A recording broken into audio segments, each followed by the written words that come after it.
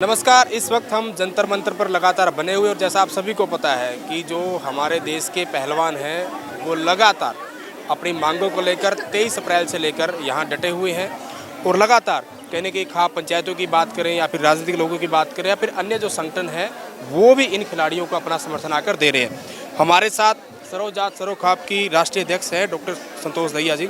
Ma'am, वैसे तो आप लगातार हर एक मुद्दे पर आते रहते हैं, यहाँ आप जैसे आप आए, आपने समर्थन दिया और जिस तरीके से पहलवान यहाँ बैठे हैं और जो इनकी मांग है, जो इनके आरोप है, कैसे देखते पूरे मामले को? देखिए, ये हमारे देश का गौरव है जो यहाँ बैठा है और ऐसे में इनके साथ अन्याय हो रहा है। इनके साथ न्याय ना होने का मतलब है देश की हर बेटी अपने आप को ठगा सा महसूस कर रही है, क्योंकि ये कॉमन बच्चियाँ नहीं है। ये वो बच्चियां हैं जिनके लिए हम तरसते हैं, जो मेडल लेकर आती है तो हम इन्हें अपनी सर आंखों पे बिठाते हैं। ये वो बच्चियां हैं और ये लगातार आंदोलन कर रही हैं, संघर्ष कर रही हैं और बैठी हैं बेचारी। आंदोलन तो क्या कर रही है, संघर्ष कर रही हैं और ये लगातार बैठी, लेकिन इनके लिए कुछ भी नहीं हो रहा है। और जो सांसद हैं वो क्या कहते हैं कि ये आंदोलन ख़त्म कर दे तो मैं त्याग पत्र दे दूंगा।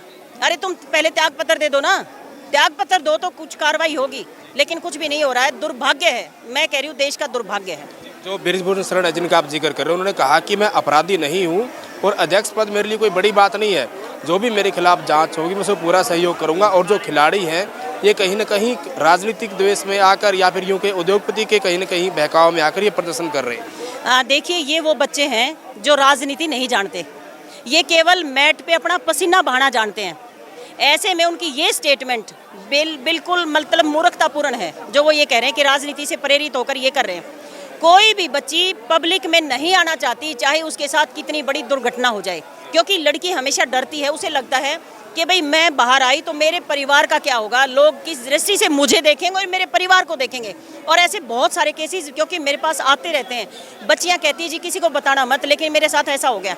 वो कोई कार्रवाई चाहती नहीं है, वो चाहती हैं कि बस चुपचाप मैं उनके पास चली जाऊं और वो जो उनके साथ हुआ है केवल वो मेरे तक रहे। मतलब इस कदर लड़कियां डरती हैं। ऐसे में वो कहते हैं कि ये राजनीति से प्रेरित है। उनको शर्म आनी चाहिए। वो इतने बड़े पद पे बैठे हैं, वो बाहुबली होंगे अपने घर में, वो बड़े बदमाश होंगे अपने घर में, लेकिन इन बच्चियों का कुछ नहीं बिगाड़ सकते। इनके साथ जो उन्होंने किया है वो उनको भुगतना पड़ेगा। अगर बृजभूषण की बात करें, वो 6 बार के सांसद हैं और लगातार कहने की तीसरी बार अध्यक्ष पद पर जो है बने हुए हैं, लेकिन सुप्रीम कोर्ट के दखल के बाद कहने की एफआईआर दर्ज होती है और उसके बावजूद भी जिस प्रकार आप लोग यहाँ डटे हुए खिलाड़ियों के साथ लगातार समर्थन दे रहे हैं, फिर भी कहीं ना कहीं जो न्याय इनको मिलना चाहिए वो उस मिलने में देरी हो रही है, पर नहीं मिल पा रहा। क्या वजह मानते हैं? देखिए, आप किसी भी लड़की के साथ, कोई लड़की मान लो कहीं पर भी एफआईआर दर्ज कराने जाती है, कहती है मेरे साथ फलां व्यक्ति ने छेड़खानी कर दी, तो एफआईआर दर्ज होती है कि नहीं होती? होती है ना। लेकिन ये इतने बड़े बाहुबली हैं, इसी कारण से इनके अगेंस्ट कुछ भी नहीं हो रहा, क्योंकि सरकार को भी इनकी ज़रूरत है। उनको लगता है कि हमारे सांसद हैं, इसलिए सरकार भी बीच में बोल ही नहीं रही है। नहीं तो सरकार को पहला जो नारा दिया था ना, बेटी बचाओ बेटी पढ़ाओ, इसके साथ बेटी सुरक्षा की उनको बात करनी चाहिए थी। ये हमारा गौरव, रात को लाइट इनकी काट देते हैं, पानी इनका बंद कर दिया, गद्दे इनके उठा के ले गए। क्या तरीका है लोकतंत्र में? क्या लोकतंत्र बचा मानते हो इसको? मैं तो नहीं मानती हूँ कि लोकतंत्र कहीं बचा है। अगर लोकतंत्र होता तो ये बेटियां जिस दिन बैठी थी उसी दिन आते प्रधानमंत्री यहाँ पे और बताते सिर पे हाथ रख के बेटा मुझे बताओ तुम्हारे साथ क्या हुआ है, और वो तभी कार्रवाई करते, तब मैं मानती बेटी बचाओ बेटी पढ़ाओ अभियान का जो नारा है तब वो सार्थक होता। बिल्कुल। जैसे मैम, कोई ना कोई खिलाड़ी जब जीत कर आता है, गोल्ड मेडल लेकर आता है, तो कहीं ना कहीं उसको एक आम खिलाड़ी ना मानकर देश का खिलाड़ी बोला जाता है, देश का गौरव कहा जाता है। लेकिन लगातार जिस तरीके से प्रदर्शन कर रहे हैं, इनको कहीं ना कहीं कहा जा रहा कि जाति विशेष के लोग बैठे हैं या फिर एक ही घराने के बैठे हैं, इनको आप कैसे देखते हैं? देखिए, सबसे पहले तो मैं उन लोगों को बताना चाहती हूँ, एक ही घराने के, बिल्कुल एक घराने के मान लिया उनकी बात, लेकिन इसी घर ने रेसलिंग में बेटियों को आगे बढ़ाने की शुरुआत करी। और सैल्यूट करती हूँ इस घर को जिन्होंने अपनी बच्चियों को मैदान में भेजा। अखाड़ों में कौन लड़कियों को भेजता था? इन्होंने शुरुआत करी। ये तो महान व्यक्ति है, ये परिवार महान है जिसने अपनी बेटियों को अखाड़े में भेज दिया, लड़कों के साथ कुश्तियाँ कराई। उसके लिए बड़ा कलेजा चाहिए। और जो इन्होंने शुरुआत करी, तो एक परिवार एक क्या होता है? ये तो बेवकूफ़ बनाने की बात है, लोगों को डाइवर्ट करने की बात है, ताकि लोग ये जो इनका धर्म और राजनीति का जो बंटवारा है ना कि भाई धर्म में बांट दो, जाति में बांट दो, वो जो इनकी वो पॉलिसी है ना, ये तो उसके तहत है, इसका कोई औचित्य नहीं है। प्रधानमंत्री की बात करें, वो लगातार मन की बात करते हैं और आज की अगर हम बात करें तो 100वीं उनका जो 100वां कार्यक्रम था मन की बात, उनके कार्यक्रम पूरे कर लिए हैं। यहाँ से कुछ दूरी पर प्रधानमंत्री का आवास है, पीएम हाउस है, लेकिन क्या वजह है कि आखिर इतनी क्यों देरी लग रही है कि इनकी सुनवाई नहीं हो रही बेटियों की? देखिए, अगर बिल्किस बानो पर माननीय प्रधानमंत्री जी बोलते तो उन्हें मन की बात बोलने की जरूरत ना पड़ती। अगर पुलवामा पे जैसे ही गवर्नर साहब बोले हैं, अगर उसी वक्त वो आके प्रेस कॉन्फ्रेंस करते अपनी बात रखते तो उन्हें मन की बात करने की जरूरत ना पड़ती। ये इन बेटियों के साथ जो अन्याय हो रहा है, अगर वो आकर यहाँ खड़े हो जाते तो उन्हें मन की बात करने की जरूरत नहीं होती। क्या फर्क पड़ता है 100वां एपिसोड है या 150वां एपिसोड है, कोई फर्क नहीं पड़ता। रिजल्ट क्या निकला, फर्क वो पड़ता है। केवल राजनीति के लिए देश बचा है, दुर्भाग्य इस बात का। इस देश के लोकतंत्र को बचाने के लिए हम और आप जैसे लोग बचे। कहाँ है मेन स्ट्रीम मीडिया, कहाँ है? कहीं आपको दिखाई नहीं देगा। कितनी बड़े बड़े कांड होते, कुछ नहीं। ये यहाँ पर अपना यूपी में एक कत्ल हो जाता है, उसके पीछे 10 दिन तक 20 दिन तक लगे हुए। एक आतिफ को मरवा कर 3 पैदा कर दिए, जो 18 और 20 साल 22 साल के बच्चे हैं, 3 पैदा कर दिए। वो आज जब खुलेआम ऐसे कत्ल कर सकते हैं, कल को और कत्ल करेंगे, वो कैसे रोकेगा कोई उनको? 7 लाख की रिवॉल्वर कहाँ से आई? कोई इंक्वायरी नहीं। पुलवामा पर इतना बड़ा खुलासा किया है, क्यों नहीं बोला जा रहा है? कि एक स्टेटमेंट नहीं, एक शब्द नहीं बोला जा रहा। दुर्भाग्य है। जैसा आपने बताया कि लगातार जो लड़कियां हैं जिनके साथ शोषण होता है, आपके पास भी लड़कियां आती मदद मांगने के लिए, लेकिन कहती कि हमारा नाम उजागर मत करना, क्योंकि कहने कि समाज में डर रहता है। हरियाणा से आप जुड़ी हुई हैं, हरियाणा की ही बात करें, खेलों से जुड़ा हुआ मामला है। महिला कोच है, उन्होंने भी एक संदीप सिंह मंत्री पर आरोप लगाया था।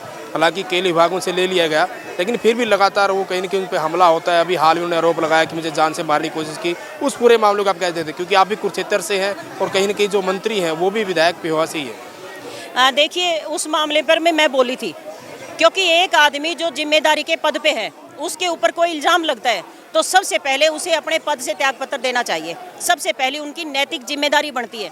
लेकिन वो त्यागपत्र नहीं देते हैं तो सरकार की नैतिक जिम्मेदारी बनती है उनसे त्यागपत्र लें और उनके अगेंस्ट कार्रवाई करें, न्याय करें। मैं ये नहीं मानती कि कौन दोषी है, लेकिन जब एक आवाज़ उठती है तो उसमें कुछ तो है ना। उसके लिए आप कमेटी बिठाइए, कमेटी अपने आप न्याय करेगी।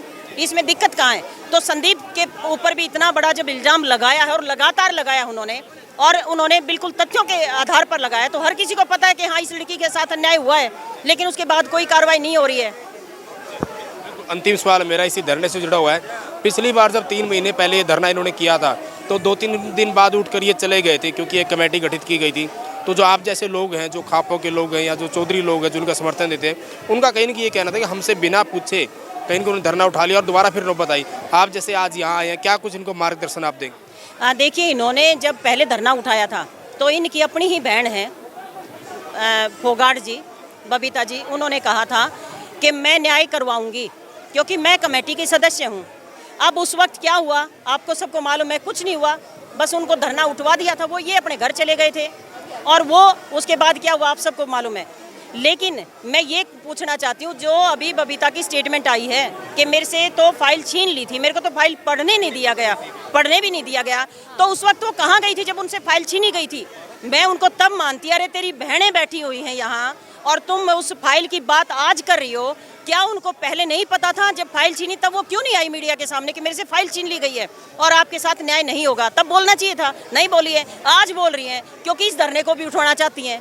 वो उनकी अपनी पॉलिसी है, वो उसके तहत काम कर रही है। इसी कड़ी में एक बयान पीटी उषा का भी आता, आपने सुना होगा। उन्होंने कहा कि ये अनुशासनहीनता है, अगर ऐसा इनके साथ हुआ तो हमारे से आके मिलना चाहिए था, ना कि सड़क पर बैठना चाहिए।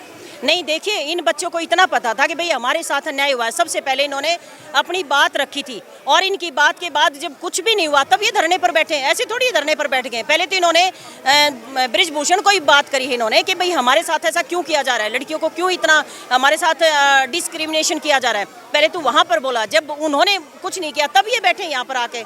प्रधानमंत्री जी को भी इन्होंने लेटर लिखा है, हमारे मुख्यमंत्री को भी लेटर लिखा, तब कुछ नहीं हुआ तब ये धरने पर बैठे। बेचारे वैसे थोड़ी बैठ गए हैं। बिल्कुल, शुक्रिया बातचीत करने के लिए। तो ये थी डॉक्टर संतोष दहिया, जिन्होंने कहने की साफ साफ कहा है कि जिस प्रकार खिलाड़ियों की तरफ से जो आरोप लगाए गए हैं, सही तरीके से जांच होनी चाहिए। और जो दोषी है, कहने की बृजभूषण के बारे में बोल रहे हैं कि जो बाहुबली है या जो भी तरीके की चीज़ें हैं, या फिर जो मीडिया मेन स्ट्रीम की बात करें, वो भी कहीं ना कहीं जिस तरीके से कवरेज इसकी होनी चाहिए पूरे के पूरे प्रदर्शन की, वो नहीं हो रही। और बड़ा आरोप इन्हें लगा कि जिस प्रकार यूपी में अभी जो मुठभेड़ हुई, जो कहीं ना कहीं एनकाउंटर हुआ और अतीक अहमद और उनके अशरफ अहमद भाई को मारा गया, कहीं ना कहीं ध्यान भटकाने के लिए इस तरह की चीज़ें कही जाती हैं। पुलवामा का बहुत बड़ा जिक्र उन्होंने किया। उनके साथ साथ हरियाणा का जो जुड़ा मामला है, महिला कोच का, जो दूसरे महिला कोच है, उन्होंने भी आरोप लगाए थे। हालांकि वो FIR दर्ज हुई, उसकी भी जांच चल रही है। लेकिन जांच किस तरीके चल रही है वो आप सबको पता है। तो तमाम की तमाम चीज़ें, जहां एक तरफ बेटी बचाओ बेटी पढ़ाओ की बात की जाती है और दूसरी तरफ बेटियों को खुले आसमान के नीचे, वो बेटियां जिन्होंने कहीं न कहीं देश का नाम रोशन किया है, और उनमें से साक्षी मलिक तो ऐसी महिला पहलवान है जो देश की पहली महिला रेसलर थी जो गोल्ड मेडल जीत कर लाई थी। वहीं बजरंग पुनिया की बात करें, लगातार 3 गोल्ड मेडल रेसलिंग में जीतने वाले पहले भारतीय जो है वो बजरंग पुनिया है। लगातार ये अपनी मांगों को लेकर यहाँ डटे हुए हैं। आप इस पूरे के पूरे मामले को लेकर, इनके धरना प्रदर्शन को लेकर, इनकी मांगों को लेकर क्या कुछ सोच रखते हैं, आप भी कमेंट के माध्यम से अपनी प्रतिक्रिया जरूर दें। वीडियो जर्नलिस्ट विकास चौधरी के साथ सुरेंद्र नैन, बिंदास हरियाणा।